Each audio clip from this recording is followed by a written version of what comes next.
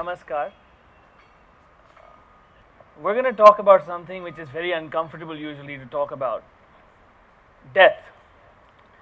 Because it concerns all of us almost very immediately. Because all of us live our lives and we're surrounded by something we all know as mosquitoes. And death happens in a lot of ways. For example, if you add up all the death that happens globally in terms of air, traffic accidents, rail accidents, it adds up to only 1.2 million people. A mosquito, officially, 1 million people, which is a big number. And this is just the official figure published by the WHO. The unofficial figure is 2.5 million. Now in India, the official figure is just 20,000. Unofficially, it's about 250,000.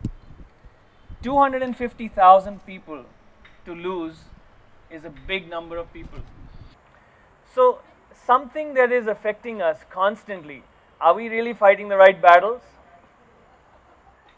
Another way to look at it is the global perspective. This is the band wherever malaria is possible to happen in the world.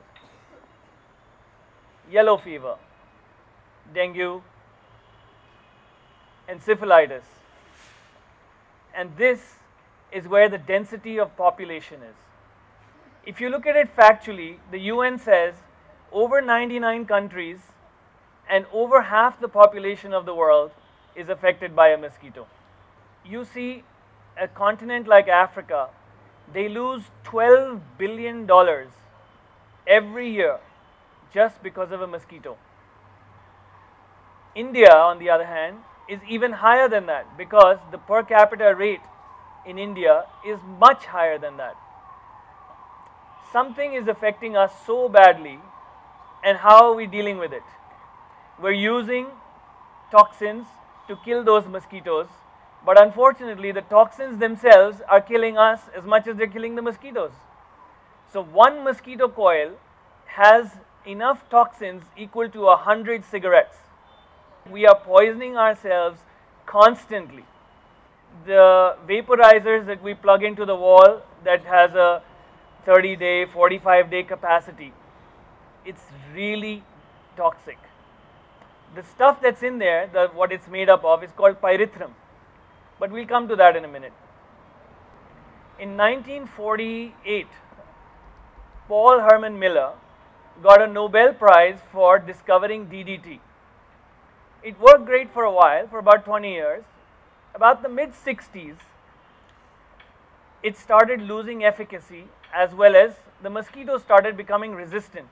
And then by 1970, they discovered that so much DDT was being sprayed, they actually discovered that mother's milk started having trace elements of DDT.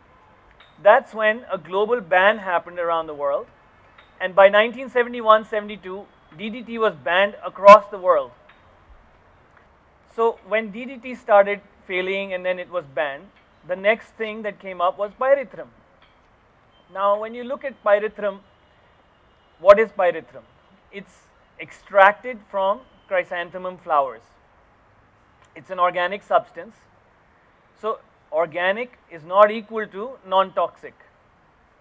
Even snake venom is organic, very toxic. So organic is not the right word to be used. And that's not really the fix, more importantly. So now pyrethrum is extracted from chrysanthemum flowers. It is so toxic, just to give you an idea, you put a bucket of pyrethrum in the room. If you enter that room without a gas mask, you're dead. If you happen to touch it, it'll singe your finger and you'll die again. So pyrethrum is super toxic. And what we put in that little vaporizer is 0.0001% of pyrethrum. So slowly we are actually self-dosing ourselves with poison. The chemical companies, they thought pyrethrum extraction and getting it out there is too expensive. So they moved on to pyrethroids, which is synthesized chemically pyrethrum. That has the added benefit of sitting into the atmosphere longer, poisoning us for longer, breaks down harder, and so the story continues. Another thing is happening. Why did we move from DDT to pyrethrum? The problem was resistance. Now, how does resistance develop? So, the technology of doing this, of controlling the vectors, is cell penetration. So, this chemical penetrates the cell of the target and you have achieved destruction. But what happens if the dosage is not enough? And if it's not even enough in the spread? So slowly the vector develops the cuticle, it becomes a little thicker, and that thicker cuticle prevents the toxin from entering the cell, and there you have resistance. So now when you go out to buy coil, they'll say extra, ultra, super powered, and so on and so forth. And now they have a new word for it, turbo. So what this means is actually, so when they went from normal to extra, they doubled the dosage. And from extra, they went on to super powered, they doubled it again. And from super powered, now they've made it into ultra, and they've doubled it again. So basically, it's a downward spiral of poisoning ourselves more and more effectively, because we want to kill the mosquitoes, but actually we're killing ourselves. And it doesn't end there, because research continues, and now we have a new class called nicotinoids. Nicotinoids are so toxic, one drop falls on the floor and your grass will get burnt. So we have a terrorist in a mosquito, which is a far bigger terrorist than any terrorist could ever be. Why is he so interested in biting us? After all, what is his problem? And why is he targeting human beings? The situation is this: the female needs protein to incubate the eggs. And if it doesn't find the protein, it will eat itself from inside and it will die eventually. So it needs to have red blood corpuscles to find the protein. So where does it get the protein? The easiest prey is cows and humans. So if it doesn't find this red blood corpuscles, it will itself die. So now it's a question of life and death. Another interesting fact about mosquitoes is they can travel 2 kilometers to come and find you. It can't fly higher than 18 feet. Horizontally, it can go 2 kilometers. How does it find you? It finds you because of the carbon dioxide that we all emit. Because we take in oxygen, we emit carbon dioxide. When we sweat, we're actually emitting carbon dioxide. So I want to tell you about this man here. Colonel Sudhir, he was in the army and he was fighting the insurgents. So on his mission, he managed to achieve the mission, but on his way back, it was a small battalion of, I think, 20 people. One of the people died from malaria because he got bit by a mosquito. So he made it his passion, his joy, and his mission to go after this little mosquito. So he started doing this research of what does it take to fix this situation of mosquitoes, and he didn't believe that we were dealing with it in the right way using all those chemicals. So one thing led to another, and he realized that, okay, I have to digress a little. One of the things which is amazing about India, which we all know in parts and bits, is that India is a land which culturally, the arts, the culture, the music, the sculpture, the dance, and our life, the way we lead them, the way we explore life itself, has been set down by actually the sages, the realized people from thousands and thousands of years ago. Now, much of that intelligence is distorted, lost, or whatever, but there are still phenomenal understandings that we have that the rest of the world does not have. For example, yoga, Ayurveda. Now, the principles of Ayurveda, we all know, Ayurveda is the science of life as opposed to the science of fixing disease once you have it. So, in that approach, you look at life from a completely different angle. And this is the perspective that Sudhir brought to the table.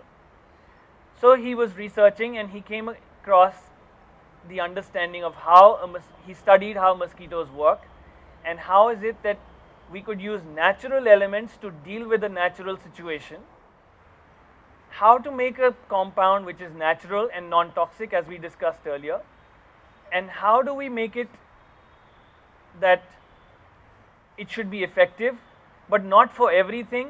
For example, all the poisons, all the pyrethrins, all the things that we've been looking at so far, if you put it out like fogging, whenever the epidemic happens, the guys come around and do fogging.